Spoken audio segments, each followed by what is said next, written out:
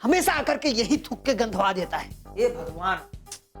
मेरी ड्राइंग को bad drawing बोला था और उनकी ड्राइंग तो देखो वहाँ पे दीवार में सबसे गंदी। ऐसा कैसा गंदा कर सकते हैं? छी। अंजलि, तू तो कुछ ना कुछ एक्सपेरिमेंट करती ही रहती है। ऐसा तुझे कुछ तो करना चाहिए जिससे तिवारी सर को अच्छे से सबक मिले और फिर वो कभी ऐसा गंदा ना करे।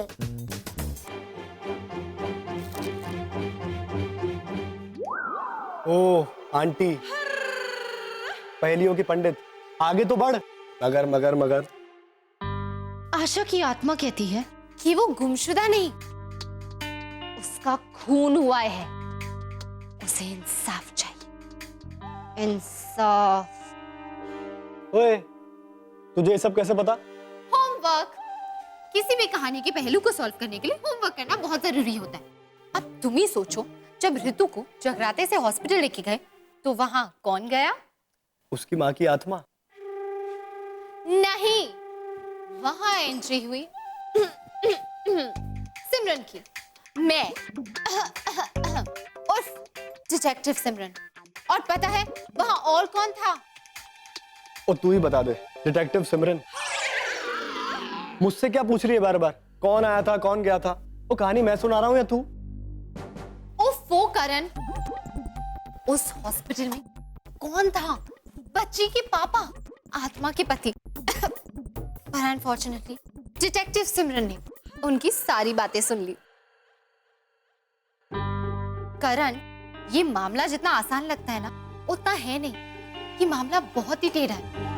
आई एम श्योर आशा का मर्डर हुआ है और मुझे लगता है कि कोई बहुत बड़ी खिचड़ी पकड़ी है। देखो, मुझे ये केस सॉल्व करना है। मेरी जान, बहुत क्यूट है तू, और तेरे फिल्मी केसेस भी। पर एक बात बताऊं, बकवास केस है।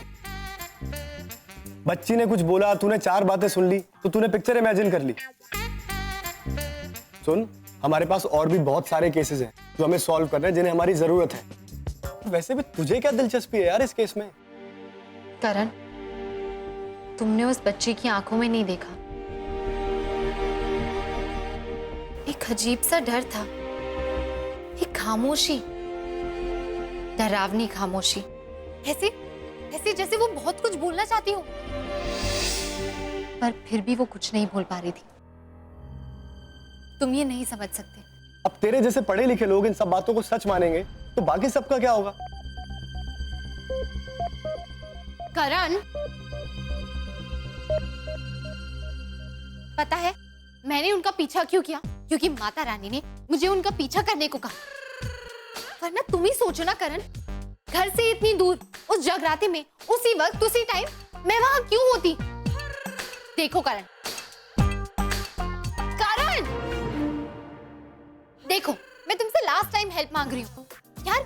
मैंने लास्ट टाइम अपनी जान पे खेलकर तुम दोनों की हेल्प की थी, और इस बार तुम मेरी हेल्पिंग ही नहीं करोगे। देखो, मुझे पक्का यकीन है कि मेरे करण अर्जुन आएंगे, और इस बार तो जरूर आएंगे। मुझे तुम दोनों की हेल्प चाहिए। अरे मेरी फिल्म में डिटेक्टिव, अब तू मेरी फीलिंग्स के साथ में खेलना बंद कर। चल डन, करण तेरी मदद जरूर करेगा। और अर्जुन? देख करण, ऐसे भूत प्रेत के केसेस में पहले भी बहुत देख चुका। इनके एंड में कुछ भी नहीं निकलता है। शेरा, पर अगर वो बच्ची बोल रही है कि उसकी माँ का कत्ल हुआ है, तो हमें केस को देखना तो पड़ेगा ना। उसकी कुछ ना कुछ तो मदद करनी पड़ेगी ना। देख, अगर तुम दोनों को इस केस पे अपना टाइम बर्बाद करना है तो शौक से करो, लेकिन ये भूत वूत की कहानियां सुना के लोगों को डराते हैं। और फिलहाल मुझे आधे घंटे में स्कूल पहुंच के मार्शल आर्ट्स की क्लास लेनी। You people carry on. I'll see you later.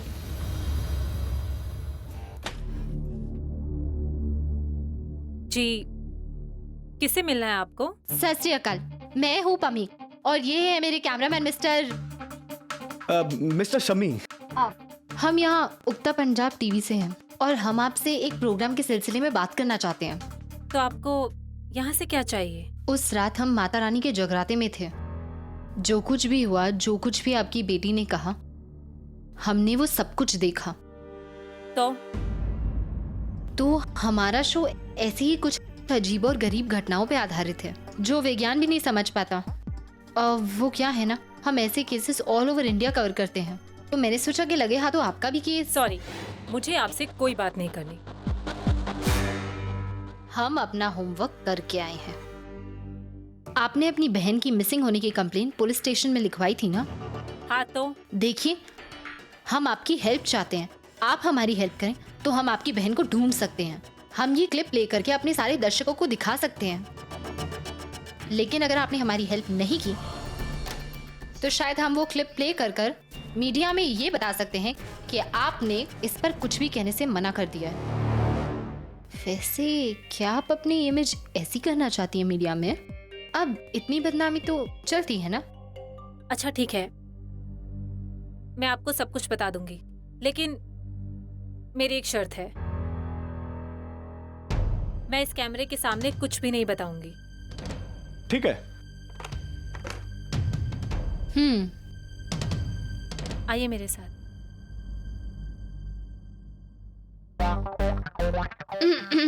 चल अब।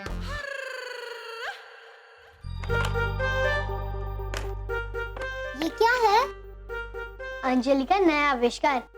इससे तिवारी सर को सबक मिल जाएगा और वो या फिर कोई और आइंदा कभी दीवारों को गंदा नहीं करेंगे।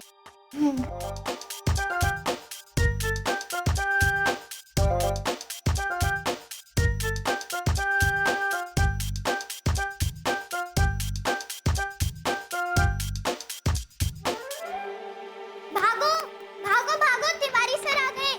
भागो।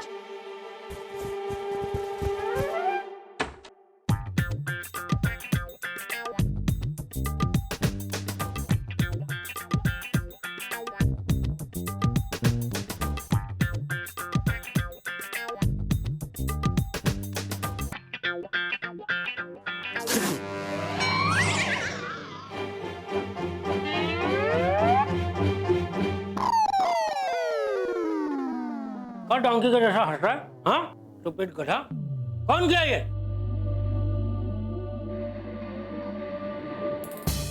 कमाल है सर, इतने अच्छे कलाकार हैं यार। ये कलाकारी यहाँ दीवार पर क्यों दिखा रहे? आके कैनवस वैनवस पे जरा पेंट कीजिए। सॉरी।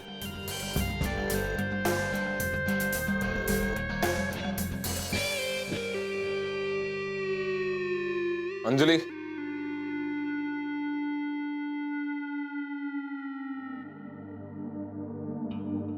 ये सिर्फ तुम्हारा ही दिमाग का काम है। आज स्कूल की दीवारें भी तुम्हें थैंक यू बोल रही होंगी। Well done. मिस्टर अर्जुन, मुझे जो अच्छा काम करना था वो तो मैंने कर लिया। अब आपकी बारी। मतलब? वो रितु है ना, मेरी क्लासमेट, मेरे सारे फ्रेंड्स कहते हैं कि उसके अंदर भूत आ गया। ये वही ऋतु है ना जो उस रात जागरण में बेहोश हो गई थी? वही ऋतु, वही जागरण। सब बकवास करते हैं। जिन लोगों के पास ज्यादा टाइम होता है वो लोग ये भूत के बातें बना के एक दूसरों को डराते रहते हैं। अगर ये केस आपके हाथों में आ जाए ना तो सबको यकीन हो जाएगा कि भूत कुछ नहीं होता। Done deal Einstein. अब तो लोगों के दिलो दिमाग से ये अंधविश्वास का पर्दा हटाना ही होगा। Go back to your class.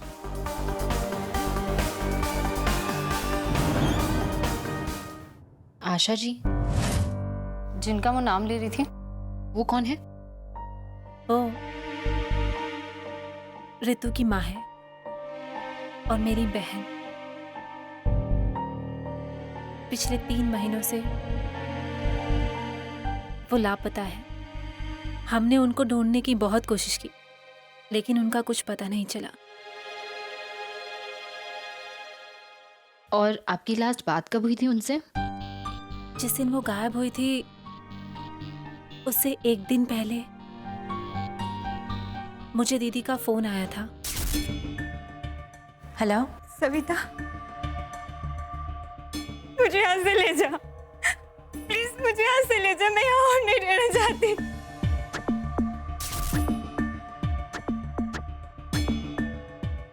अगले दिन मुझे रणधीर जीजू का फोन आया। उन्होंने कहा कि सुबह से दीदी का कुछ पता नहीं है। मैं तभी के तभी पुलिस स्टेशन गई और वहां जाकर मैंने दीदी की लापता होने की कंप्लेंट लिखवाई। आज 3 महीने हो चुके हैं पर रिपोर्ट वहीं की वही है। दीदी का कुछ पता नहीं चला, कोई खबर नहीं मिली। लेकिन आप उस बच्चे को क्यों लेके चली गई? उसके दादा, उसके पापा, सब लोग तो थे ना वहां पर। वही तो, बस वही दोनों तो है। एक बच्चे को ममता की जरूरत होती है, माँ नहीं तो मासी ही सही। और एक बाप और एक दादा बच्चे की क्या देखभाल कर सकता है? तो जब आप बच्ची को लेकर जा रही थी तो आपके जियाजी ने रोका नहीं आपको? नहीं, उन्होंने मुझे नहीं रोका। जो इंसान अपनी बीवी से प्यार नहीं कर सकता, उसकी कदर नहीं कर सकता, वो इंसान अपनी बच्ची को बाप का प्यार क्या देगा? उस इंसान से मेरा कोई लेना देना नहीं है। आपकी बहन की कोई फोटो होगी ताकि हम हमारे न्यूज़ चैनल में दिखा सकें? शायद हमारे दर्शकों ने उसे कहीं देखा हो। अच्छा ठीक है, मैं लेकर आती हूँ।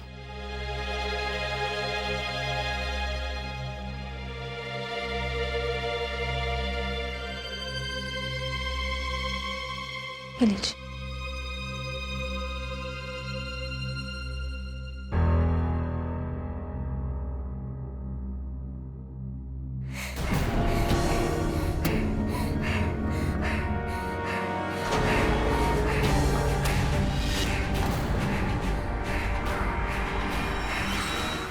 ऋतु, ऋतु, ऋतु, ऋतु, ऋतु, ऋतु, ऋतु, गॉड, ऋतु, ऋतु, ऋतु, ऋतु।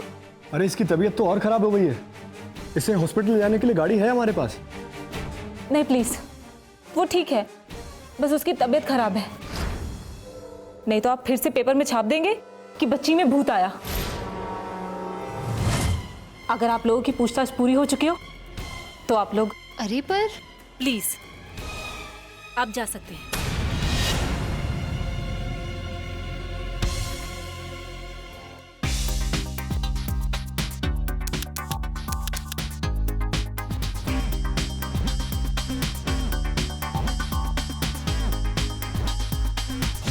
तो केस बोरिंग था और इस डेड फूड की बच्ची ने बोला तो केस इंटरेस्टिंग हो गया। बिना सिमी बेकार में सेंटी हो रही है। हमें उससे क्या लेना देना है? किसके कहने से माना, किसके से नहीं माना? अपना काम हो रहा है ना, बस। अच्छा तू टेंशन मत ले।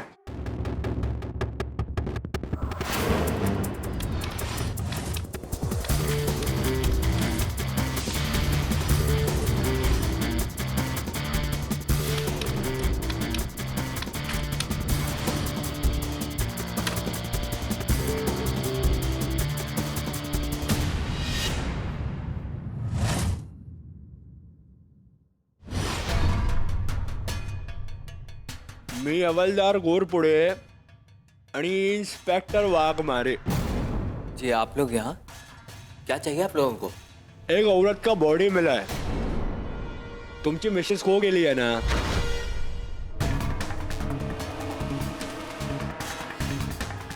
नासिक हाईवे पे मिली है। हमको लगा तुम्हारी मिसेज है, देख उसको ध्यान से। अरे नहीं, ये आशा की बॉडी नहीं है, और वैसे भी उससे हमारा कोई लेना देना नहीं है। उस जैसी बदनाम औरत से कोई रिश्ता नहीं रखना चाहते हम। बदनाम म्हणजे मतलब कोई लफड़ा बफड़ा, आशिकी बाशिकी? हाँ, हमारी बेटी को जो ट्यूशन पढ़ाने आता था उसी के साथ भाग गई वो। नाव काय त्यांचं? टीचर का नाम बोल। अजित पाल। अजीत पाल सा एड्रेस? भाई वो अजीत पाल के पड़ोसियों से पूछा तो वो तो बोले वो रहता ही नहीं है वहां पर। कभी कभी आता है महीने में एक बार, बिजली के बिल और चिट्ठियां वगैरह लेके वापस चला जाता। तेरे को सच बताऊं ना तो मुझे लगता है उनमें से किसी को पता ही नहीं है वो रहता कहाँ है आजकल। पर ये तो गुड न्यूज हुई ना। गुड न्यूज कैसे? हाँ, क्योंकि अगर वो सच में वहां नहीं रहता तो शायद ये दोनों भाग गए हों और आशा जिंदा हो और सेफ भी। उसने ना आशा को कहीं छुपा के रखा होगा ताकि उसके नाजायज रिश्ते के बारे में किसी को कुछ पता न चले। यहाँ सब लोग।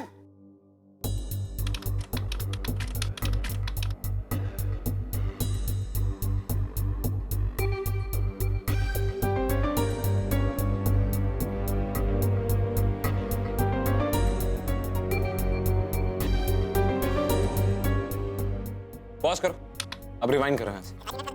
और बस ये देखो करण, जैसे ही तुमने रणधीर को कहा कि हमें एक लाश के बारे में उससे कुछ सवालात करने हैं, उसके चेहरे का रंग कैसे उड़ गया, एकदम घबरा सा गया था। थोड़ा आगे चलो, that's it। और जैसे ही यहां तुमने उसे यह बताया कि वो लाश हमें नासिक हाईवे के आसपास मिली, सडनली उसके चेहरे से घबराहट गायब हो गई।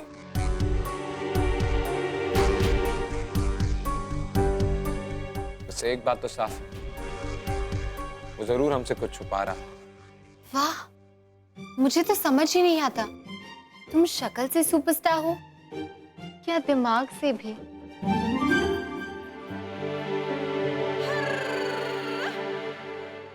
आशा की बेटी का नाम क्या था? ऋतु। हमें ऋतु से मिलना होगा। नहीं भाई, उसकी मासी तो उससे बात भी नहीं करने देगी, ये तो उसने उस दिन ही श्योर कर दिया था।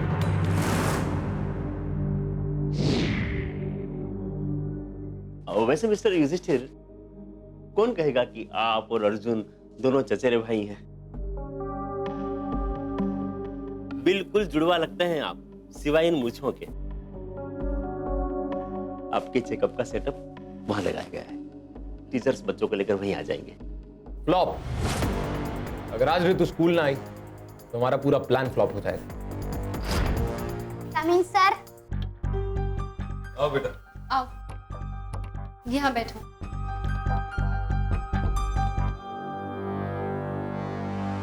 चलो।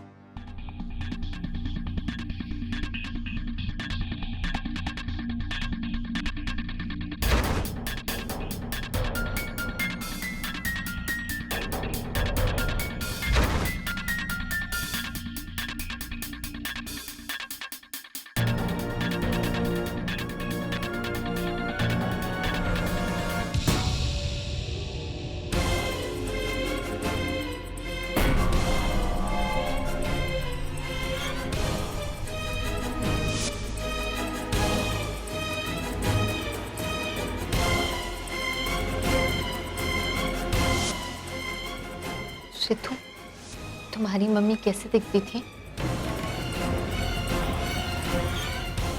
ऋतु, तुम अपनी मम्मी से बहुत प्यार करती हो ना?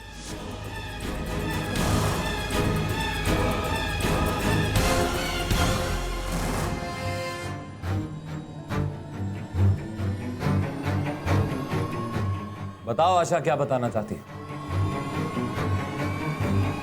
बताओ।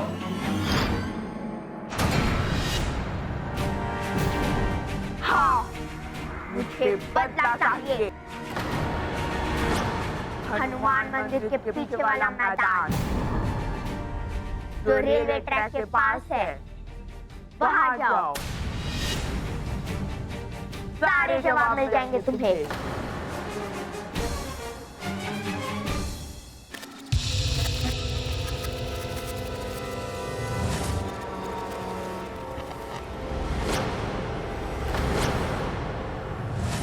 सिमरन, हमें इसे डॉक्टर के पास लेके जाना होगा।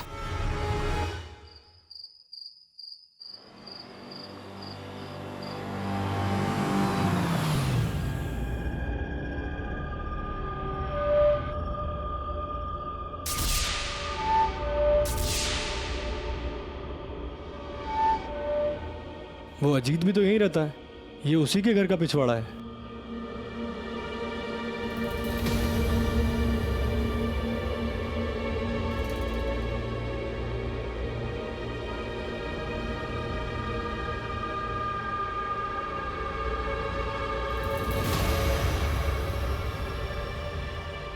इस पूरी उबड़ खाबड़ जमीन के बीच में सिर्फ यही एरिया है जो सपाट लग रहा है।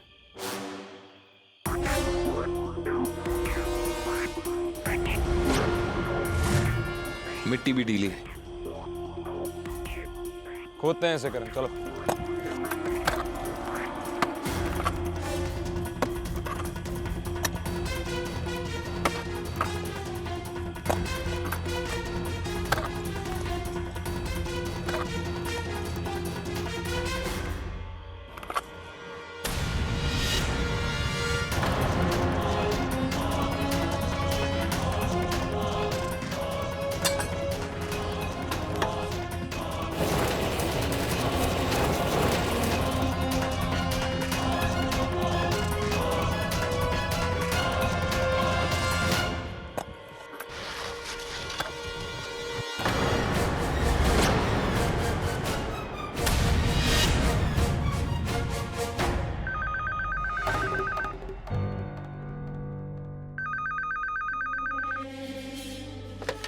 हेलो। लाश कहाँ पे मिली? किसकी लाश है? कौन बोल रहा है?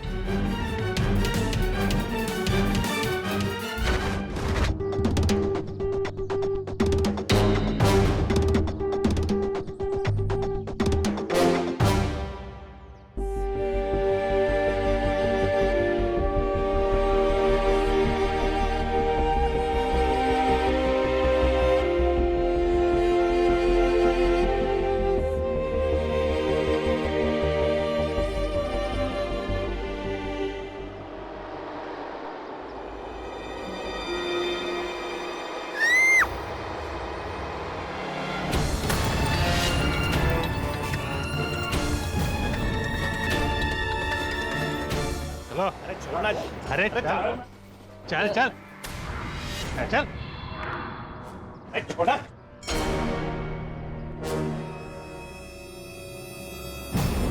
खूनी, क्या मिला तुझे? क्या हो गया? क्या मेरा सगा मत छोड़ो। क्या मिला तुझे? इसको। एक बच्ची को उसकी माँ से अलग करके छोड़ो इसको। हाँ? ने मेरी आशा को मार दिया। मैं तुझे छोड़ूंगा नहीं। क्या खुशी मिल गई तुझे? बोल। हाँ? क्या खुशी मिल गई?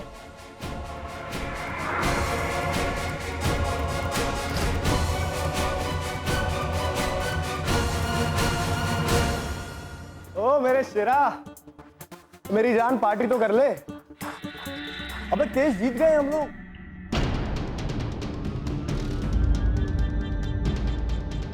क्या हुआ? सिर्फ अजीत के बैकयार्ड में लाश मिल जाने से ये साबित नहीं होता कि कत्ल अजीत ने ही किया है।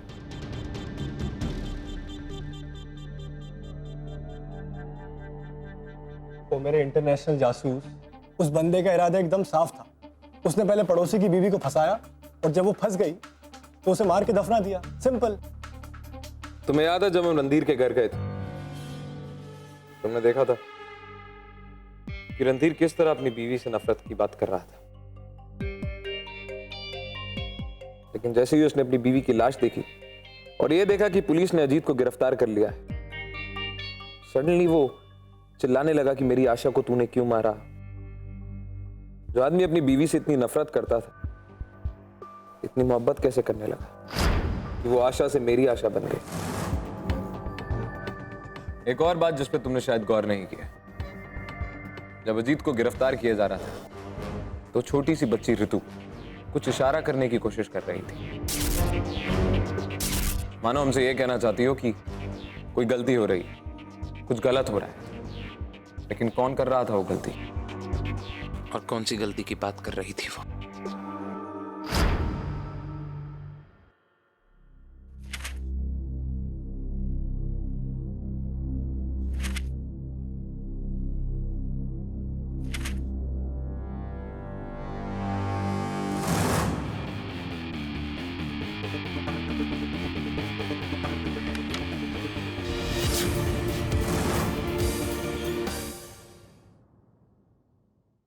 आशा एक बहुत नेक लेडी थी सर, और हम दोनों के बीच में ऐसा कुछ भी नहीं था जैसे लोग सोचते हैं। बल्कि मैं तो ऐसा सोच भी नहीं सकता। मैं बस इतना जानता हूँ कि मुझे इस केस में फर्जी फंसाया गया है। क्यों फंसाया गया है वो मुझे नहीं मालूम। मैं जानता हूं कि तुम्हें फंसाया गया, क्यों फंसाया गया ये बहुत जल्द पता चल जाएगा। लेकिन क्या आशा जी ने तुमसे कभी भी किसी ऐसी बात का जिक्र किया जिससे तुम्हें लगा हो कि आशा जी परेशान है, या तुम्हें उसकी वजह से किसी पे शक हो? जी सर, अभी हाल ही में हम दोनों मिले थे, तब आशा जी ने मुझे एक बात कही थी। उस दिन वो बहुत उदास थी और बहुत डरी हुई भी थी। क्या कहा था उन्होंने आपसे? यही कि उनके हस्बैंड का किसी औरत के साथ में नाजायज संबंध है।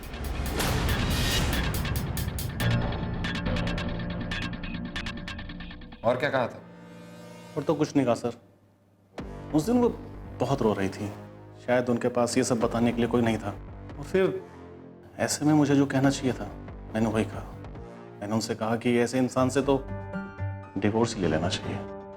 फिर उसके अगले दिन मैं पूना चला गया, मेरी जॉब का इंटरव्यू था। 2 दिन बाद मुझे मालूम चलता है कि आशा जी लापता है। आशा जी की बहन सविता जी के कहने पर पुलिस ने मुझसे पूछताछ भी की। मैंने पुलिस को बताया कि मैं तो अपने इंटरव्यू के लिए पुणे में था। देखो अजीत, मैं जानता हूं कि तुम सच बोल रहे हो, और अगर तुम सही में सच्चे तो तुम्हें कुछ नहीं होगा। I promise you that.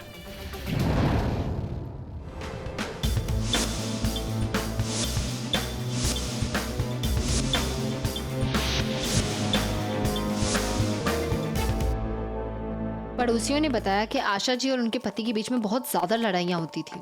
वो पूरे मोहल्ले में जोर जोर से चिल्ला के बातें करते थे और वो एक दूसरे के साथ ना बिल्कुल भी खुश नहीं थे।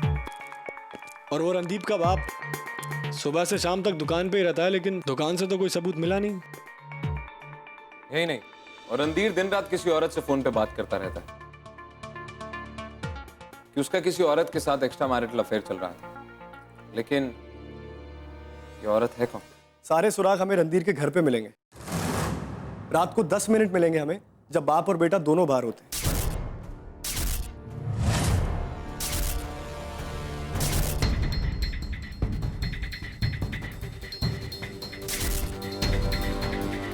उन 10 मिनटों में हमें जो पता लगा सकते हैं वो लगाना होगा।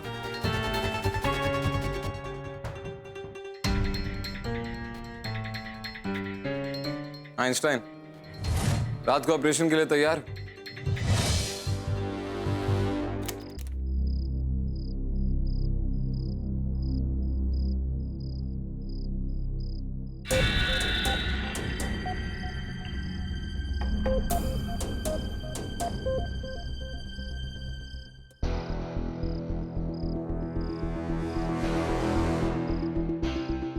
मेरी बात ध्यान से सुनो अंजलि, हमारे पास सिर्फ 10 मिनट है। उस 10 मिनट के अंदर इस घर के अंदर जाओ और हॉल को छोड़ के और जितने भी कमरे हैं उन सब की तलाशी अच्छी तरह लो।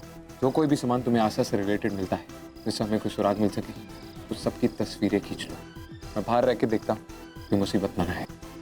राइट? गुड लक की जय हो मिस्टर अर्जुन।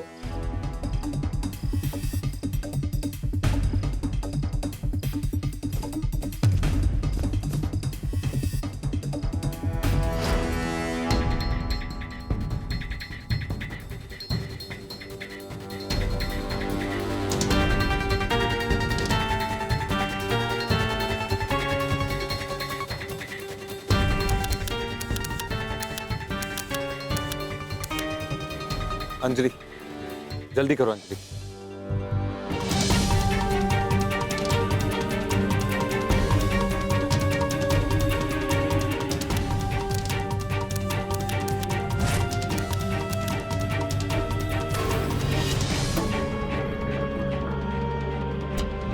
अंजलि जल्दी बाहर आओ। अंजलि, रणधीर का बाप आ गया, जल्दी बाहर आओ।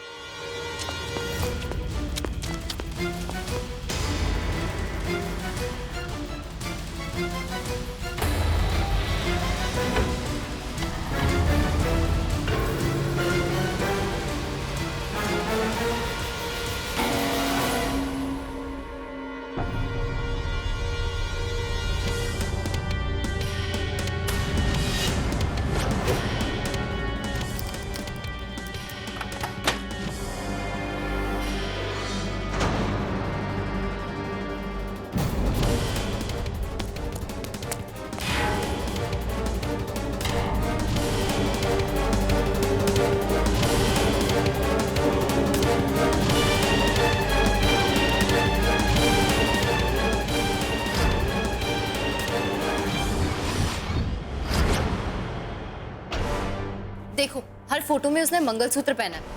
इसका मतलब ऑब्वियस है, वो भागने से पहले मंगलसूत्र थोड़ी ना उतारेगी। और कोई घर से भागता भी है तो गहने पैसे लेकर भागता है ना, मतलब कॉमन सेंस से कोई छोड़ के थोड़ी भागेगा। पर इनके देख, इनके सारे गहने तो इसी टाइल्स के नीचे रखे। इससे एक बात साफ जाहिर होती, जब रणधीर ने आशा का कत्ल किया तो कत्ल करने के बाद उसने और उसके बाप ने आशा के पास से सारे गहने निकाल लिए होंगे और उसके बाद उसकी लाश को बहुत ही चालाकी के साथ जमीन के नीचे दफना दिया, जिससे पुलिस को भी शक ना। तो क्लियर है ना, बात यही खत्म हो गई। उसके पति और पिता ने खून किया। हम एक काम करते हैं, हम पुलिस को सब कुछ सच सच बता देते हैं। नहीं सिमरन, ये सब अभी भी सिर्फ शक है, सबूत नहीं। हमें ऐसा लगता है, हमें पता नहीं। तो ऑब्वियस वाली बात है यार।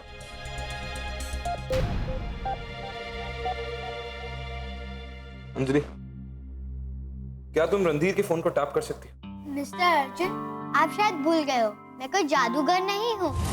जो पॉसिबल है वो मैं थोड़ा ज्यादा कर सकती हूँ, पर हमारे पास एक और रास्ता है उनकी सारी बातें सुन लेने का।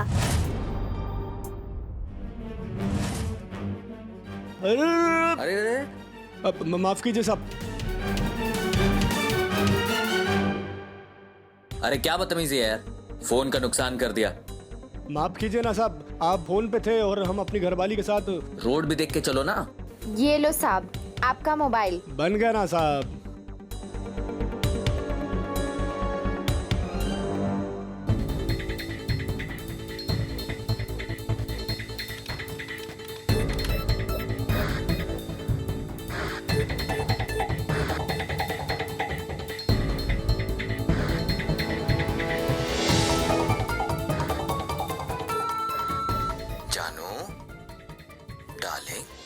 थोड़ा सा और इंतजार प्लीज, मामले को थोड़ा तो ठंडा होने दो।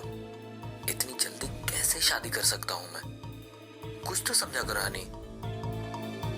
क्या किसी तरह यह पता चल सकता है कि फोन पे बात किससे कर रहा था?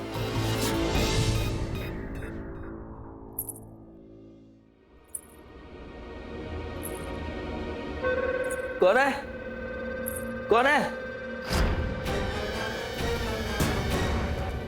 कौन है? कौन है?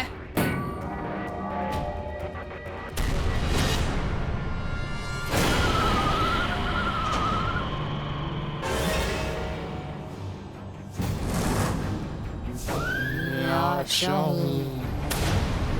आशा? मैं तुमसे बदला लेने आई हूँ। बचाओ! अरे क्या हुआ बेटे? क्या हुआ? इतना क्यों चिल्ला रहे थे? हाँ? हाँ?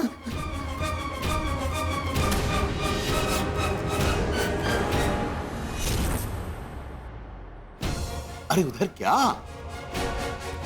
बेटे, हो लगता है तुमने कोई बुरा सपना देखा है।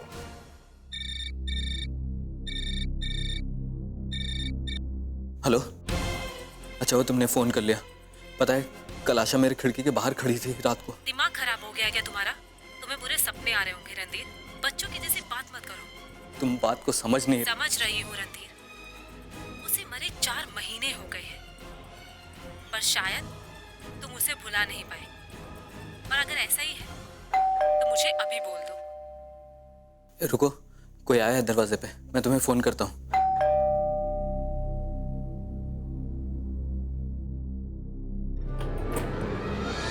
कौन? कौन है आप? आबा सब जानता है। यूं तो अब तक उसकी आत्मा दर्द से यहां वहां भटक रही थी, मगर अब उसने हिम्मत जुटा ली है। कैसी हिम्मत बाबा? तुझसे बदला लेने की। उसकी आत्मा को तब तक शांति नहीं मिलेगी जब तक वो तुझे मार ना डाले। बाबा आप जो कुछ भी बोलेंगे वो मैं करने के लिए तैयार हूं।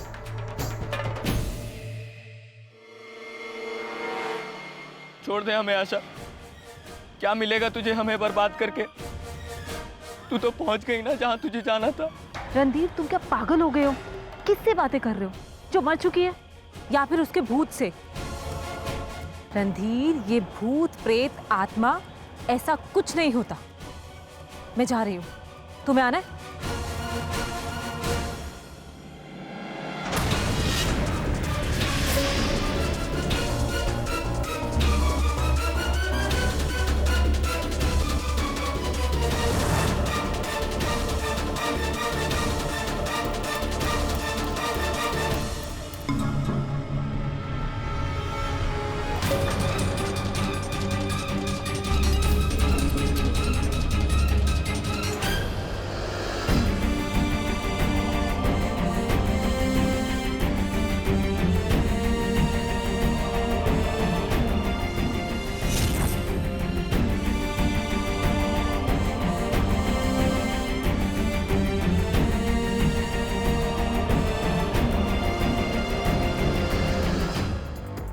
जी क्या? मर्डर करते वक्त तो इतना नहीं घबरा रहा था, क्यों डर रहा है? बोल। शुरू में आशा और मेरी जिंदगी बहुत अच्छी थी। हम दोनों बहुत खुश थे। सविता का हमारे घर आना जाना लगा रहता था। दीदी, सविता। धीरे धीरे हम एक दूसरे के तरफ खींचने लगे, पता नहीं क्यों, पर सविता में मुझे हर वो चीज दिखाई देती थी जो मैं आशा में कभी देख नहीं पाया। मुझे इससे मुझसे प्यार होने लगा था। और फिर अचानक उसे कहीं से भनक लग गई। उसने मुझसे एक दिन तलाक मांग लिया। मैं जा रही हूँ अपनी बहन सविता के पास। हंसी आ रही है ना? बहुत खुश हो ना तुम? हाँ, तुम्हें मुझसे छुटकारा जो मिल रहा है। कैसे मिलेगा छुटकारा? यहां से निकल के तो तुम अपनी सौतन के पास ही जा रही हो। ये तो और सियापा हो गया आशा। मतलब? जिसका मतलब है कि हमारे और तुम्हारे बीच में जो है वो तुम्हारी बहन है। और तुम उसके पास जाकर अपना दुखड़ा रोगी। सविता, रणधीर, क्या कर रहे हो? छोड़ो मुझे। रणधीर, क्या कर रहे हो? छोड़ो मुझे।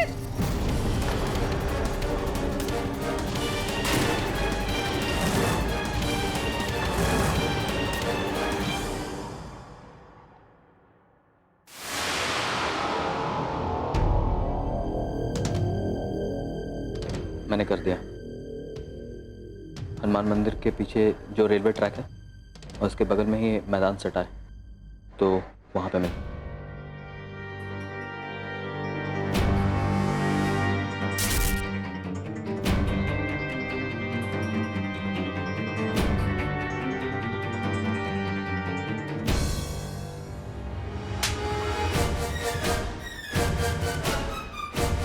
बदतमीज।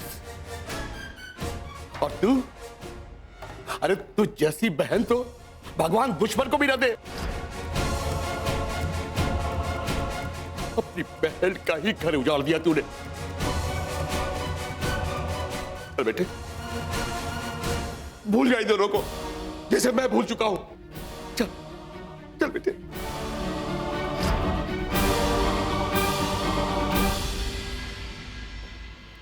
मिस्टर अर्जुन, आपको ये कैसे पता चला कि ऋतु ने अपनी माँ का भूत कभी देखा ही नहीं? पता है, इनफैक्ट हम सबको लगा कि उसी में उसकी माँ का भूत है। बकवास। ये भूत वूत कुछ नहीं होता। ये सब अंधविश्वास की बातें। ऋतु ने अपने ही बाप को अपनी माँ का कत्ल करते हुए देखा था।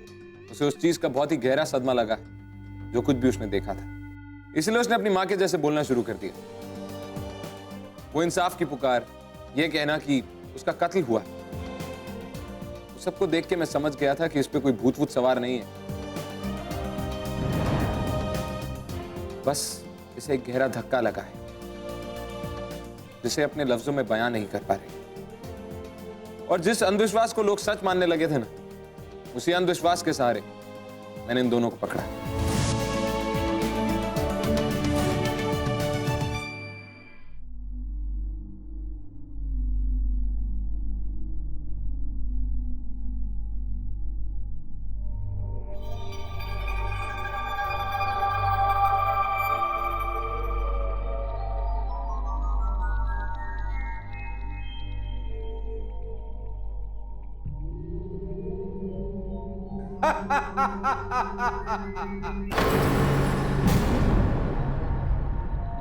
तुम्हारी कोई आखिरी ख्वाहिश? ये अंत नहीं है मूर्ख, ये तो आरंभ है। मृत्यु से सिर्फ शरीर नष्ट होता है, आत्मा तो अमर है, अजर है। और मेरी आत्मा फिर वापस आएगी, फिर वापस आएगी मेरी आत्मा। जो काम अधूरा है वो अवश्य पूरा होगा। विश्व की कोई ताकत उसे रोक नहीं सकती। दंड तुम नहीं, दंड मैं दूंगा। मैं अवश्य वापस आऊंगा, अवश्य।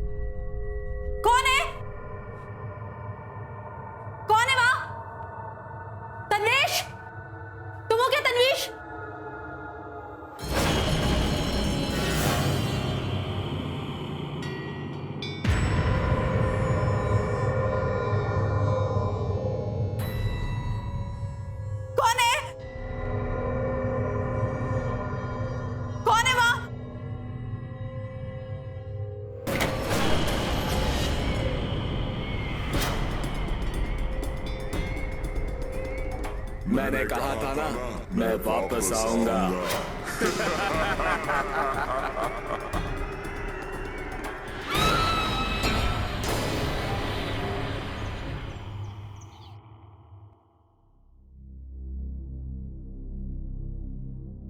जी मुझे अर्जुन से मिलना है।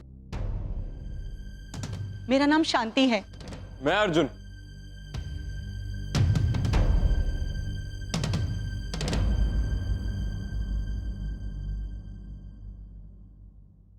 बताइए। कहते हैं कि जहां पे कानून खत्म होता है वहीं से कर्ण अर्जुन का इंसाफ शुरू हो जाता है। मुझे इंसाफ चाहिए बेटा, इंसाफ। मैंने सुना है तुम लोग आम लोगों को इंसाफ दिलाते हो। कमाल है, आजकल लोग हमारे बारे में बात भी कर रहे हैं। बताइए क्या बात है। मेरी बेटी प्रतिभा की कुछ दिन पहले अचानक से मौत हो गई और किसी को कुछ पता ही नहीं चला कि ये सब कैसे हो गया। कुछ महीने पहले ही उसकी शादी हुई थी और उसके ससुराल वाले उसको दहेज के लिए परेशान कर रहे थे। मुझे तो अपने दामाद पर शक है। आपने इस बारे में पुलिस को इन्फॉर्म किया? पुलिस ने तो अपने हाथ ही खड़े कर दिए हैं। कहते हैं किसी प्रेत आत्मा ने तुम्हारी बेटी को मारा है। हैं? केस की तहकीकात के दूसरे ही दिन जांच अधिकारी परमजीत की भी अचानक से मौत हो गई।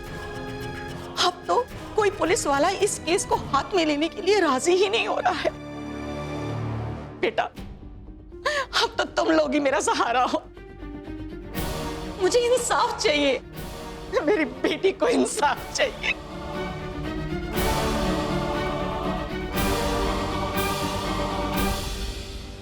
आप घबराइए नहीं, मैं वादा करता हूं आपकी बेटी को इंसाफ जरूर मिलेगा।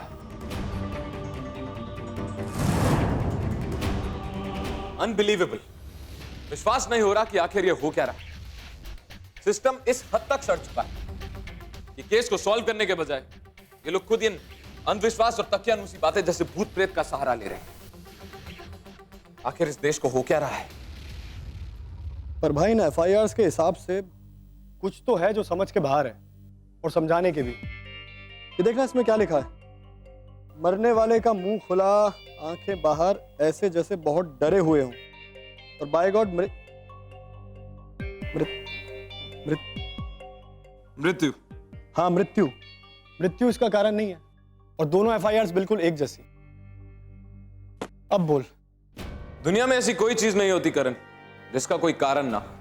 बस कारण पता लगाने के लिए थोड़ी मेहनत करनी होती है और अपने दिलो दिमाग से अंधविश्वास का पर्दा हटाना होता है। तो यारा मेहनत करने से कौन घबराता है?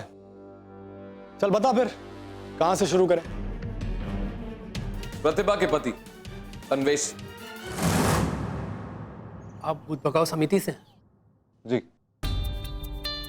आप बिल्कुल सही जगह पर आए। मुझे तो पहले से ही शक था कि इसमें किसी भूत का हाथ है। पुलिस वालों ने भी मेरी बात पर विश्वास नहीं किया था पहले। और मेरी सास, वो दहेज को लेकर कैसे कैसे इल्जाम लगाए जा रही है हमारे ऊपर। आपको सबसे पहले शक कब हुआ? कुछ दिन से प्रतिभा का बर्ताव कुछ अजीब सा था। मुझसे ढंग से बात नहीं करती थी और हमेशा घबराई रहती थी। और इस बात को लेकर हमारी लड़ाई भी हुई एक दो बार। और उस दिन मेरा माथा सटक गया और मैं घर से बाहर चला गया। लेकिन जब वापस आया तो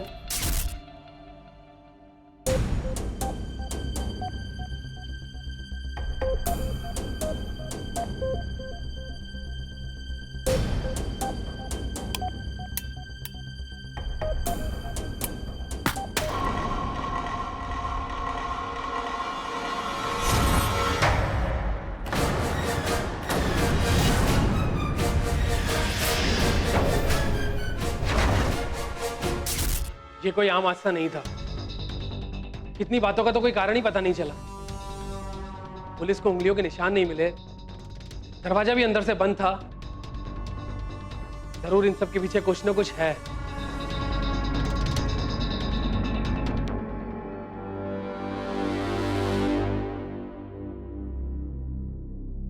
आप आइए जरा मेरे साथ।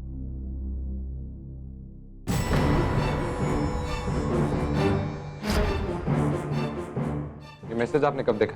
जिस दिन मर्डर हुआ उस दिन दीवार साफ थी, लेकिन अगले 2 दिनों में मानो जादू से ही निशान दीवार पर आ गए और मिट भी नहीं रहे। ऐसी और कोई बात आपकी पत्नी के बारे में जो आपको थोड़ी अजीब लगी हो? ध्यान से सोचिए, बताइएगा। पता नहीं खास है कि नहीं, पर पिछले 2 दिनों से वो इस लंबे स्टूल को इधर से उधर कर रही थी। वो इस स्टूल पे खड़े होकर कपड़े सुखाती थी। और जब मैं उस दिन घर पहुंचा तो मुझे जमीन पे घसीटने की आवाज सुनाई दी। और जब मैं अंदर आया तो मैंने देखा प्रतिभा स्टूल खींच रही है। मुझे देखते ही उसने वो स्टूल छोड़ दिया और कुछ और करने लगी और कुछ घबराई हुई भी थी। इस लंबे स्टूल को इधर से उधर करने की कोई खास वजह? क्या ऐसा हो सकता है कि वो आपसे कुछ छुपाना चाहती थी? पता नहीं।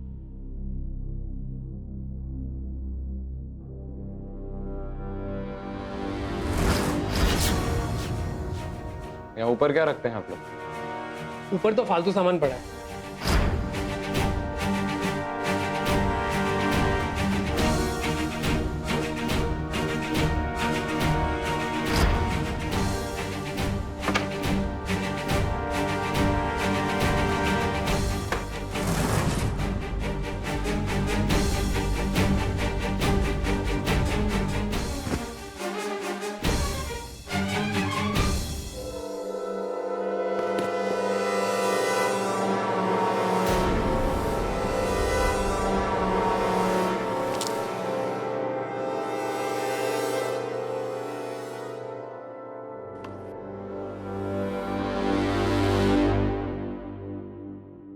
ये तो हाल ही में खरीदी गई। ये सब ऊपर कहां से आए, मुझे इन सब के बारे में कुछ नहीं मालूम। अब तो मुझे पूरा यकीन हो गया कि इस खून में किसी भूत का ही हाथ है।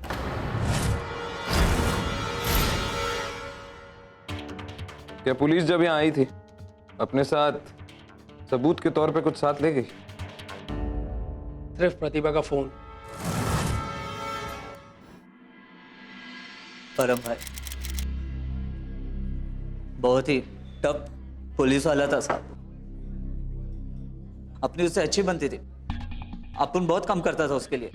साला कभी सोचा भी नहीं था कि उसका हाथ अपने सर से उठ जाएगा। बहुत ही खास बंदा था साहब अपन। सच बोलूं तो साहब पिछले कुछ दिनों से कुछ घबराया हुआ सा था बाबू। कुछ कहना चाहता था अपने से। मतलब? एक दिन फोन आया साहब। हेलो चाचा तू आ जा। चाचा चाचा तू आ जा। चाचा तू कहाँ है? चाचा मुझे बहुत डर लग रहा है। चाचा चाचा चाचा तू आ जा। नहीं चाचा चाचा तू रहने दे। तू बताना प्लीज। भाऊ आप ये पीसीओ से फोन क्यों लगा रहे हो भाऊ? क्या हुआ बोलो ना भाऊ। चाचा मुझे मोबाइल नहीं चाहिए, मुझे नहीं चाहिए मोबाइल। मैंने अपना मोबाइल भी पैक किया। चाचा चाचा ये मोबाइल ही तो मुसीबत की जड़ है चाचा। मुझे चाचा चाचा वो आ रहा है चाचा। चाचा वो आ रहा है चाचा, वो आ रहा है।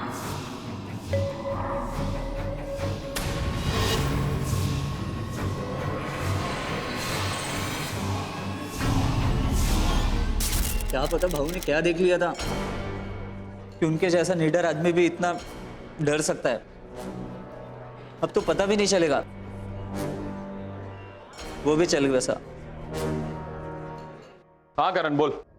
1 मिनट भाई, प्रतिभा का फोन तो नहीं मिल रहा है यहाँ पे। पर एक बात बता, हम प्रतिभा का फोन ढूंढ क्यों रहे हैं? हैं? हाँ ढूंढ रहा हूँ ना, बट डाउट क्लियर कर रहा था सिर्फ।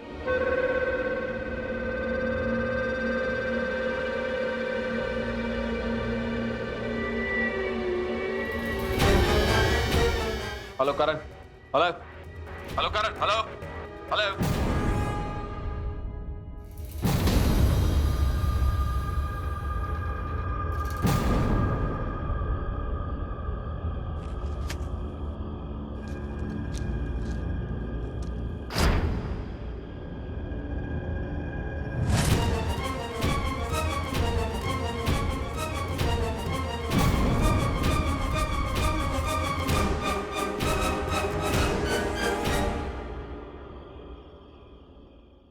भाई प्रतिभा का फोन तो नहीं मिला, लेकिन ये परम का फोन मिला है।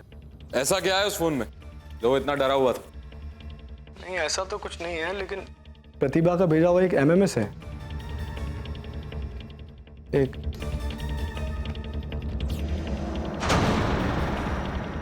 गैराज में आओ फिर बात करते हैं।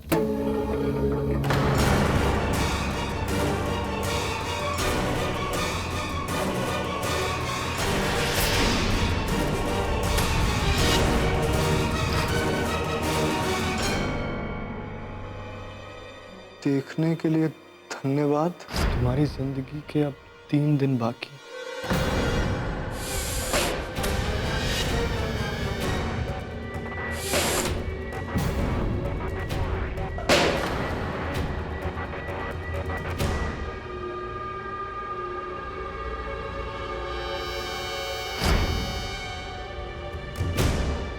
ये मेरा बदला है।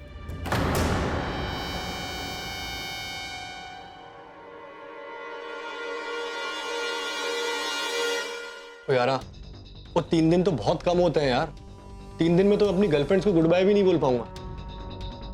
ये बेवकूफी भरा एमएमएस परमजीत के किसी दोस्त ने उसे भेजा होगा, सिर्फ डराने के लिए। और नहीं यारा, हो ना हो इस एमएमएस का दोनों मौत के साथ कोई ना कोई लिंक जरूर है। कोई भयानक एमएमएस लगता है, भूत वाला। लिंक का तो पता नहीं, लेकिन इस एमएमएस का सिर्फ एक ही मकसद है। जिसको एमएमएस मिला है उसे डराना, और उस मकसद में एमएमएस अच्छी तरह कामयाब हुआ है। यकीन नहीं आता? वो देख।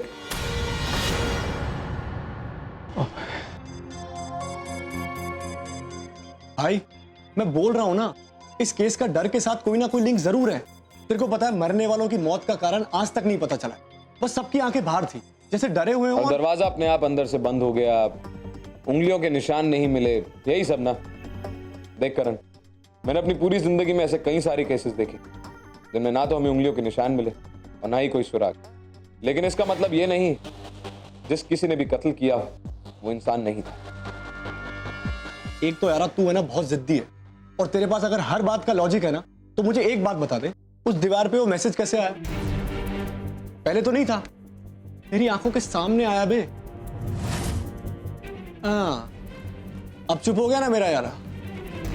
तो भाई मैं बोल रहा हूं, इस एमएमएस का इस केस के साथ कोई ना कोई लिंक जरूर है। मुझे बड़ी स्ट्रॉन्ग फीलिंग आ रही है कि कोई भयानक सी चीज है। और ये बात परमजीत और प्रतिभा को भी पता चल गई थी उनके मरने से पहले। तो बाकी पुलिस वालों की तरह तू भी अंधविश्वास में विश्वास करने लगा। यार तू मुझे 1 मिनट अंजलि का नंबर दे, मैं तेरे को 1 मिनट में प्रूव करता हूं कि इस एमएमएस का इस केस के साथ कोई गहरा लिंक है।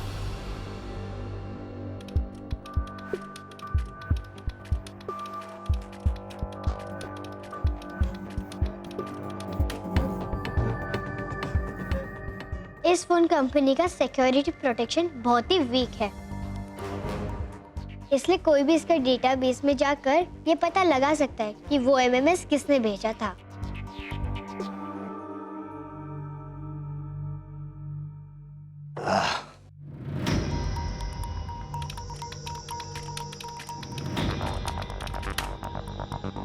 डन।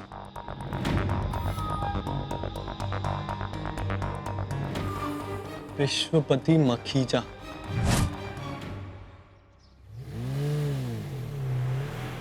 सुनिए मिस्टर मखीजा। जी, आप कौन? तो एक्चुअली मैं विश्वपति से मिलना है। कुछ समय पहले हमने उसे कुछ पैसे उधार दिए थे, बस वही वापस लेने आए। जी, वो तो अब नहीं रहे। 3 महीने पहले गुजर गए, 26 अगस्त को। आप उनकी रिश्तेदार हैं? जी, उनके बेटे तो बाहर रहते हैं। मेरा नाम लीला है, मैं उनकी अटेंडेंट कम नर्स हूँ। वो अकेले रहते थे, मैं तो बस अपना कुछ सामान लेने आई थी। पर उनकी मौत हुई कैसे? जी, एक्चुअली उनके साथ क्या हुआ वो तो किसी को पता नहीं चला, लेकिन जो कुछ भी हुआ बहुत अजीब हुआ। मैं एक रोज़ की तरह काम करने आई तो देखा कि उनकी आंखें खुली हुई हैं, मुंह खुला हुआ है, जैसे जैसे मरने से पहले उन्होंने कुछ भयानक डरावना सा देखा है।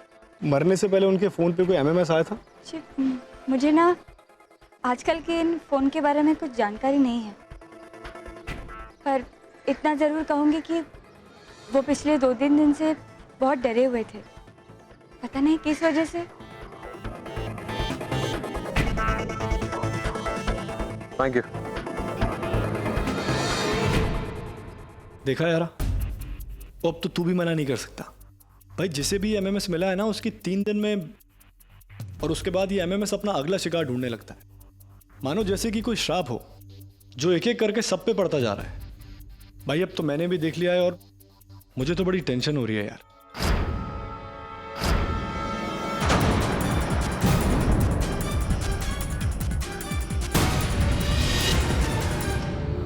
ये लड़ाई सिर्फ किसी मुजरिम को पकड़ने के लिए नहीं है करण।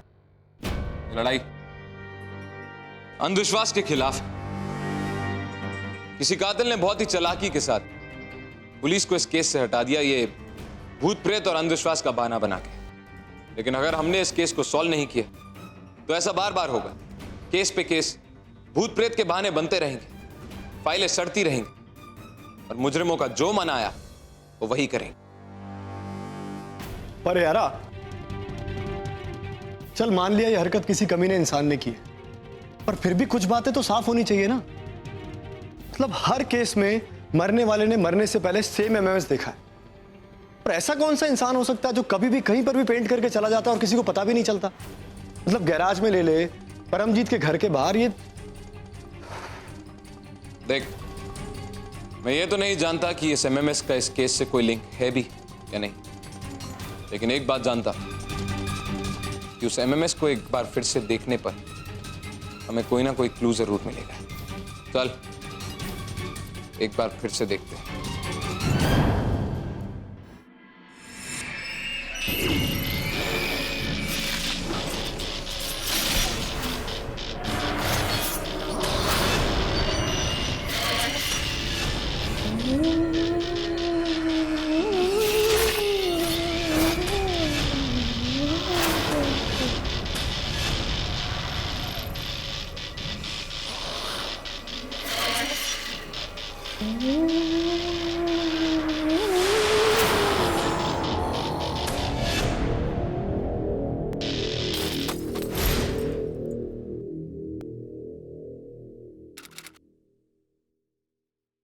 बच्चा, खंजर और हाई कोर्ट।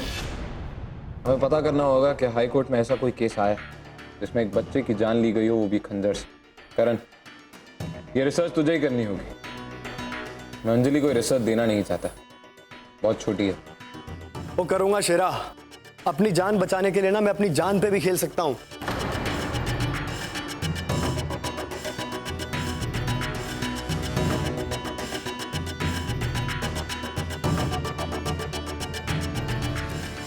अपनी जान बचाने के लिए जान पे भी।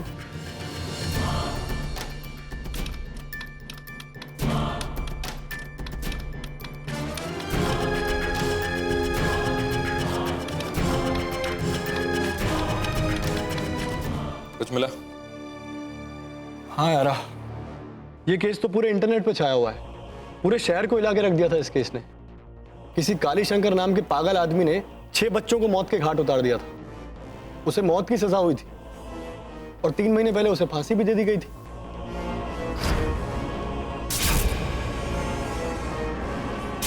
ओ यारा, ये केस तो जलेबी है भाई।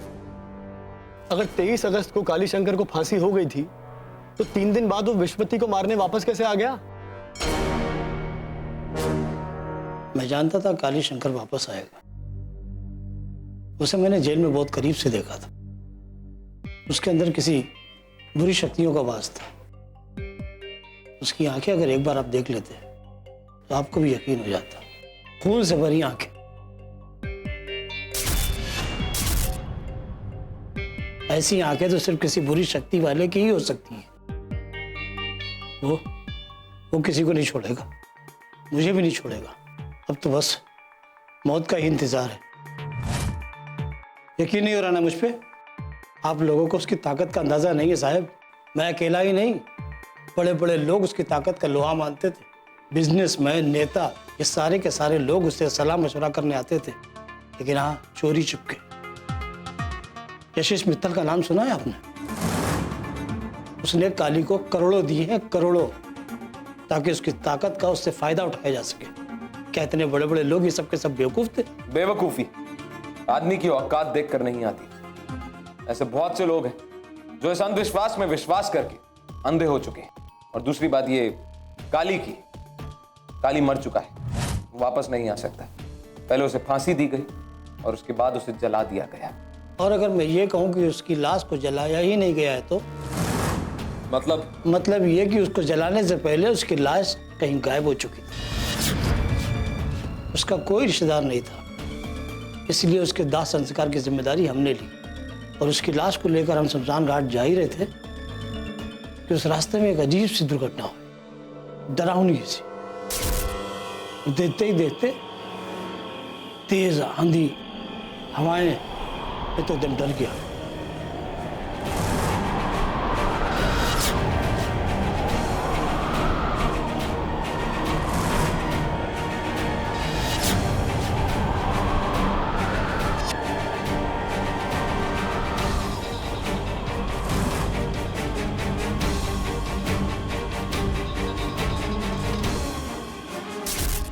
यकीन करना मुश्किल है साहब, पर यही सच है।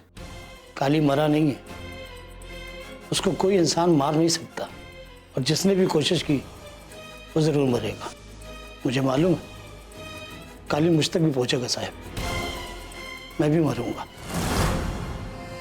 शांति जी, आपकी बेटी प्रतिभा के कत्ल में उसके पति तन्वेश का कोई हाथ नहीं। तो क्या पुलिस सही है? क्या ये मान के मैं चुप हो जाऊं कि किसी भूत ने मेरी बेटी की जान ले ली है? नहीं, बिल्कुल नहीं। आपकी बेटी की मौत के पीछे एक बहुत बड़ा कारण है, जिस तक मैं बहुत जल्द पहुंच जाऊंगा। लेकिन आपको मुझ पर विश्वास रखना होगा। मैं आपकी बेटी की मौत के सच को अंधविश्वास के झूठ के नीचे कभी दबने नहीं दूंगा। घबराइए नहीं शांति जी, मैं आपको खुद आकर बताऊंगा। विश्वास कीजिए। ठीक है।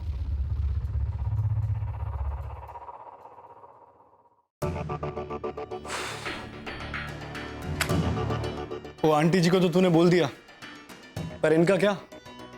तो यारा, पुलिस की थ्योरी सच हो रही है। इन कागजों के हिसाब से कालीचरण बदला लेना चाहता था, क्योंकि प्रतिभा और विश्वपति कालीचरण के केस के चश्मदीद गवाह थे।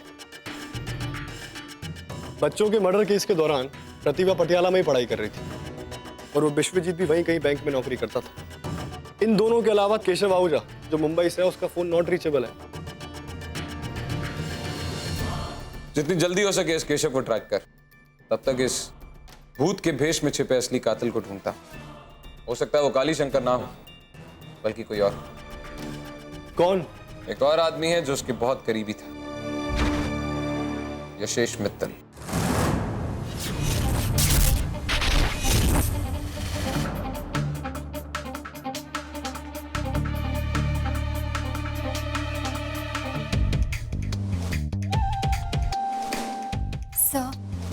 स्वामी जी ने मुझे प्रॉमिस किया था कि वो मुझे बच्चा देंगे।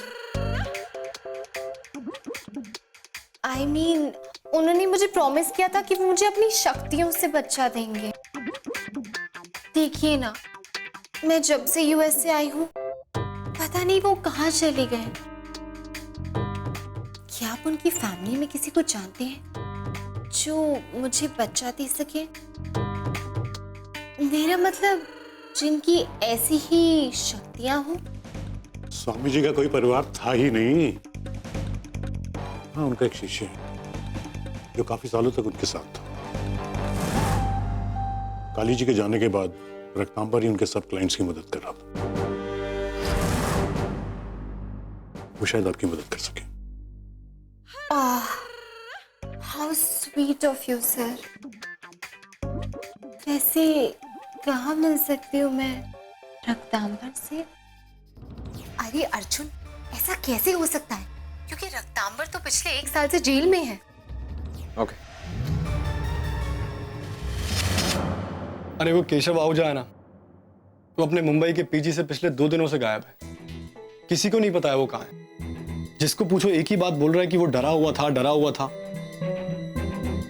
उसने अपने एक दोस्त को मैसेज भी किया था कि मैं घर पहुंचा, लेकिन वो घर नहीं पहुंचा। देख यार, मुझे नहीं पता इस सब के पीछे कौन है, क्या है, लेकिन मुझे मेरी जान की परवाह नहीं है। अरे मरूंगा तो मर जाऊंगा यार, और वैसे भी जी के क्या उखाड़ लिया, लेकिन मरने से पहले उस केशव आहूजा को ढूंढ निकालूंगा, और उसके लिए मुझे चाहे कुछ भी करना पड़े। और उसे ढूंढेगा कैसे तू?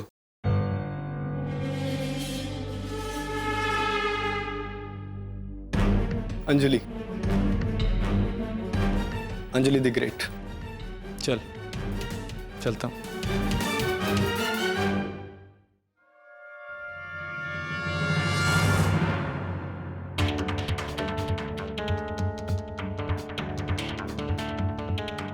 रक्तांबर आपसे मिलने के लिए तैयार है। वो कह रहा था उसे किसी का इंतजार है।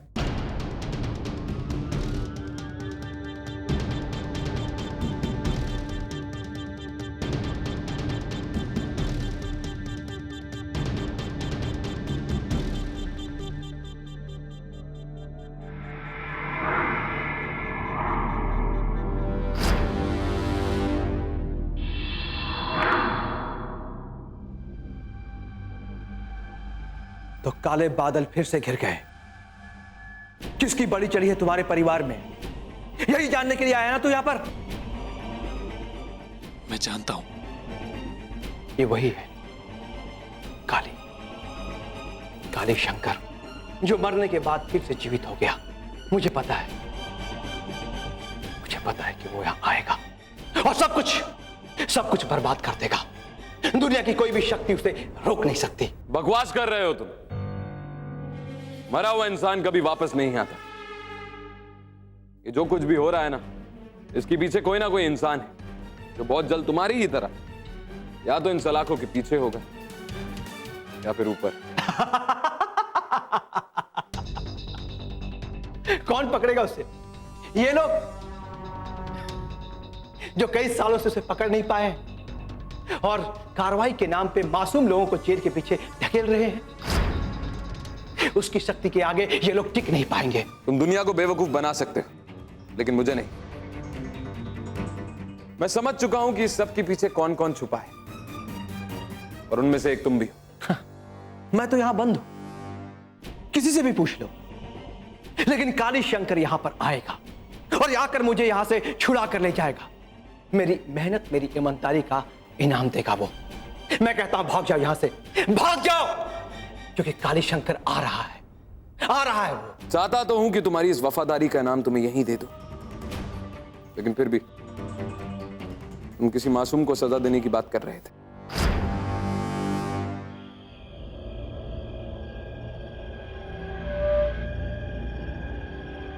Hello Arjun, hello.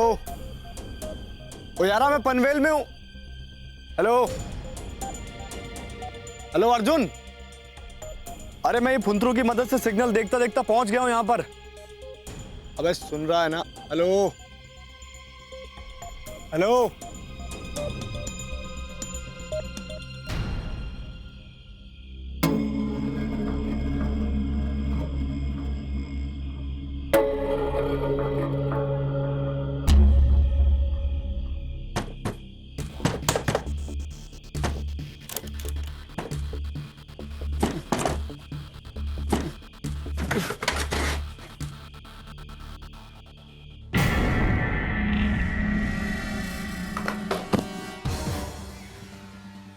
केशव, केशव, केशव,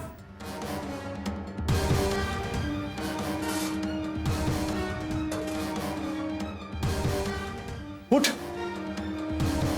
उठ, उठ, उठ, उठ। मुझे छोड़ दो मुझे, प्लीज, प्लीज मुझे छोड़ दो। तो यारा तू टेंशन मत ले, मैं करण हूं, मैं तुझे नुकसान पहुंचाने नहीं आया हूं। तू केशव आहूजा है ना? तू मुझे पहले ये बता, तू यहाँ पहुंचा कैसे? 2 दिन पहले मुझे एक डरावना एमएमएस मिला। मैं उसे देख के बहुत घबरा गया था। मैंने अखबार में प्रतिभा और विश्वपति के मौत की खबर पढ़ी थी। उन दोनों ने मेरे साथ ही गवाही दी थी। हाँ, वो पटियाला वाला केस में ना? हाँ, हाँ वहीं पे। मुझे पता है वो मैसेज किसने भेजा था। काली शंकर ने। मैं तो घर जाने वाला था, मैंने ट्रेन पकड़ी, पर वहां मुझे एक औरत ने खाने के लिए कुछ बिस्किट्स दिए और उसके बाद मुझे कुछ याद नहीं है सर। लेकिन किस औरत ने? वो मुझे मार डालेगा, मुझे बचा लो सर, वो मुझे मार डालेगा। काली शंकर का श्राप सबको मार डालेगा। जब 5 बच्चों की मौत हुई तो सरकार पर कार्रवाई करने का दबाव बढ़ने लगा। उसने एक पुजारी को गिरफ्तार कर लिया, सिर्फ ये दिखाने के लिए कि कार्रवाई हो रही है, जिसका नाम रामानुज शास्त्री था। पुलिस ने गवाहों पर दबाव डालकर उसकी पहचान भी करवा दी। रातों रात एक मासूम मुजरिम बन गया। 3 दिन हिरासत में रहने के बाद, दिन रात पुलिस से टॉर्चर होने के बाद रामानुज शास्त्री ने भागने की कोशिश की।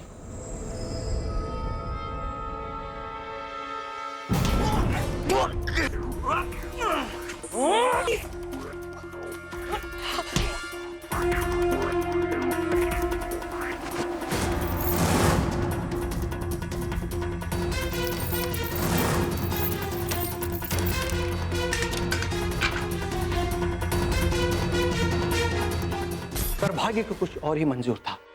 भागते हुए पुलिस की गोली से मारा गया।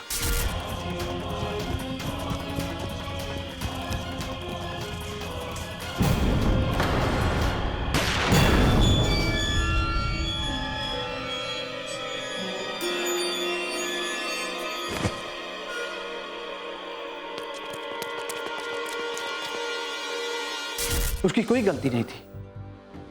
उसकी मौत की रिपोर्ट को दबा दिया गया। फिर एक बच्चे की और मौत हुई, पर इस बार पुलिस को काली शंकर तक पहुंचने में देर नहीं लगी। कातिल वही था। काली शंकर को गिरफ्तार करने वाले पुलिस अफसर को सरकार ने मेडल भी दिया, पर वो साला परमजीत, हाँ वही साला परमजीत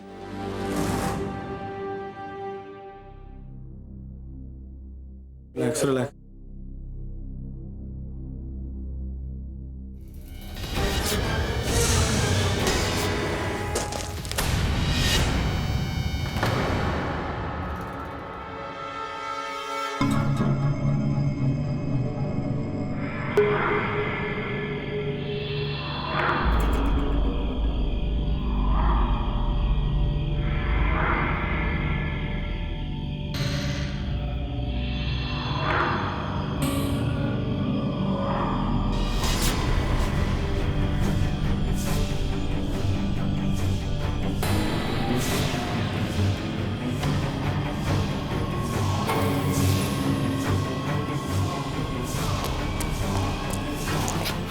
रुक जा कनक, मैं अबे तू यहाँ छुपन छुपाई क्या खेल रहा है? यहाँ मेरी हालत खराब। तू यहाँ क्या कर रहा है? तुझे ही ढूंढने आया था। मुझे पता चल चुका है कि कातिल कौन है।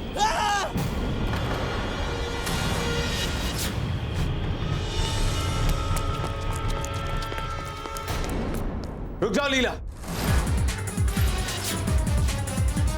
तुम्हारा खेल खत्म।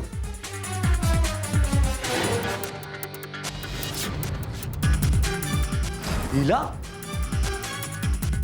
हाँ लीला, यही है प्रतिभा, परमजीत और मिस्टर मखीजा की कातिल।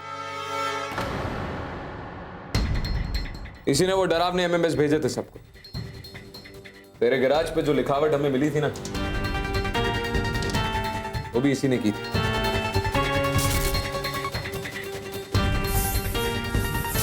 जानती थी हम केस में बहुत आगे बढ़ चुके, इसलिए हमें डराने के लिए इसने वो हरकत की, ताकि हम डर के वो केस छोड़ दें।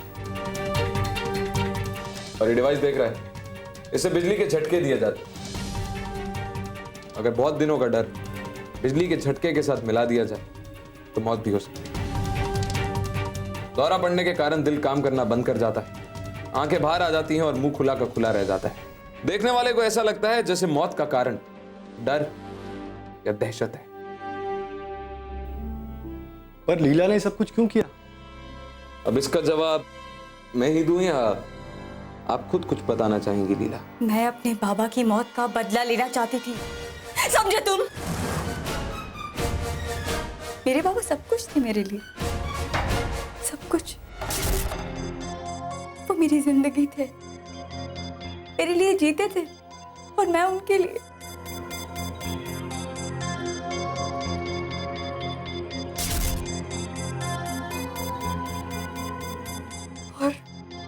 और कुछ लोगों ने मुझे उनसे छीन लिया। आपने पता है क्या किया है? मेरे बेगुनाह बाबा को अंदर किया है। वो मेरे साथ थे, वो ऐसा कर ही नहीं सकते। सिर्फ उस पुलिस वाले और 3 लोगों की झूठी गवाही की वजह से, उन लोगों की झूठी गवाही की वजह से मेरी पूरी जिंदगी बर्बाद हो गई, पूरी जिंदगी। टूट चुकी थी मैं। समझ में नहीं आ रहा था मैं क्या करूं।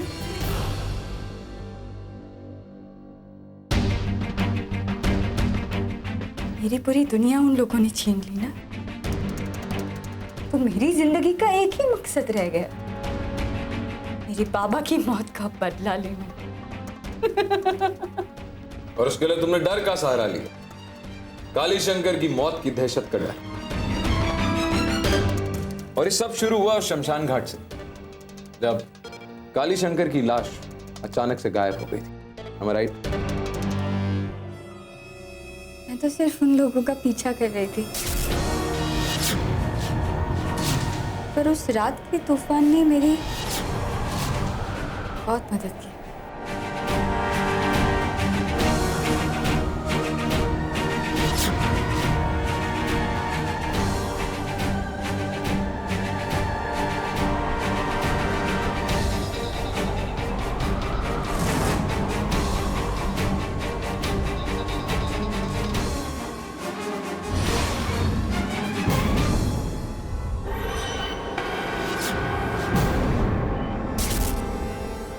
और फिर शुरू हुआ इस किलर एमएमएस का सिलसिला, जिस एमएमएस को देखते ही लोग डर जाते थे।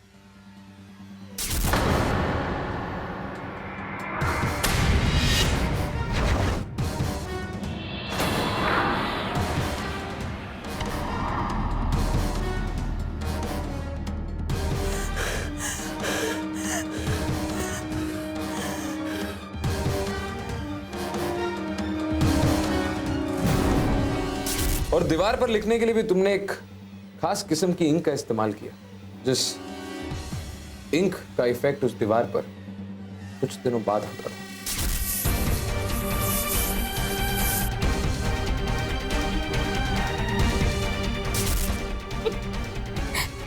मुझे ना ऐसी सारी अजीबोगरीब चीजों का बहुत शौक था।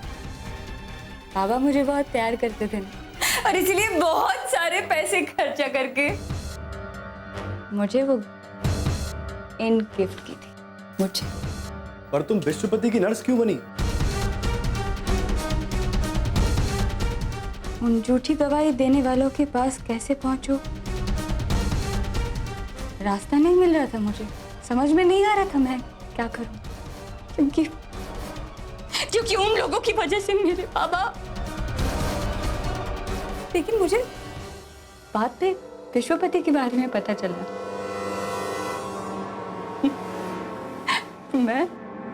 मैं उसके घर में ना नर्स बन के घुस गई और एक दिन नशे की हालत में उसने सब कुछ उगल दिया। तुमसे एक गलती हो गई। जब हम लोग विश्वपति के घर थे तो माँ ये देखने आई थी कि आखिर वो दोनों हैं कौन जो इस केस में इतने आगे बढ़ गए और इस केस में इतनी रुचि ले रहे हैं। बस उस एक गलत मूव ने हमारा काम खत्म कर दिया। अब जब तक पुलिस नहीं आती ना, ये लीला यहीं पर रहेगी। और पुलिस को एक टैब भी मिलेगा जिसमें इसकी सारी बातें रिकॉर्ड हो चुकी हैं। आपको पता है ये सब करने की कोई जरूरत नहीं है, क्योंकि मैं खुद अपना जुल्म कबूल करूंगी।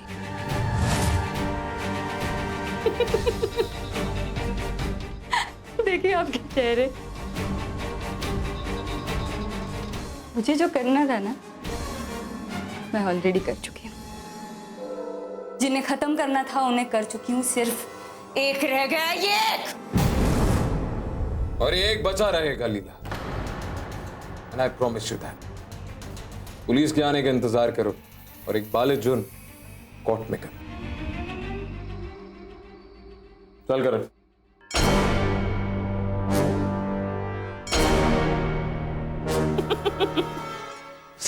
सर सॉरी सर, वो मुझ पे बहुत दबाव था सर। उस परमजीत ने जबरदस्ती मुझसे रामानुज की पहचान करवाई सर। वो किसी भी हालत में किसी को पकड़ना चाहता था सर, ताकि मामला दबा रहे। और जिस कमरे में उसने पहचान करवाई थी, उस कमरे में रोशनी भी बहुत कम थी सर। मुझसे बहुत बड़ी गलती हो गई सर। सर मुझे माफ कर दीजिए सर। पुलिस यहाँ आने वाली होगी केशव, यहाँ रुको और इस बार सही बयान देना, क्योंकि पिछली बार तुम्हारे गलत बयान की वजह से एक बेगुनाह को सजा मिली थी। Yes sir. चल, लीला को देखकर एक बात की तसल्ली तो हुई कि कोई तो है जो अपनी बाप की मौत का बदला ले रहा है। बदला लिया तो सही, लेकिन तरीका गलत था करा। लेकिन ये बात मीडिया तक पहुंचनी चाहिए, ताकि आज के बाद कोई भी आम इंसान ऐसे अंधविश्वास पे विश्वास ना करे।